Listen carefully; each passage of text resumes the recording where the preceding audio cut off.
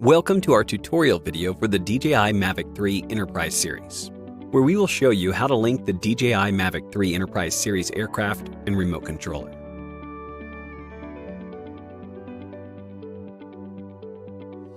Power on the remote controller and the aircraft.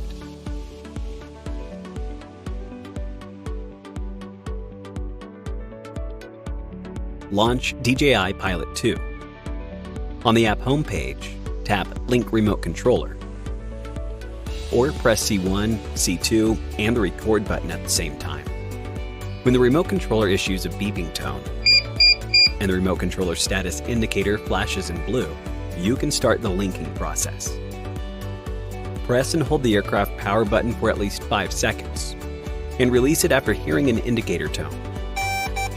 The power indicator light will show a moving icon, which means the linking process has begun.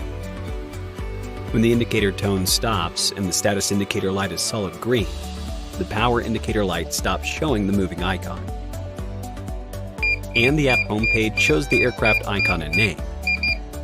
It means the linking is successful. Thank you for watching.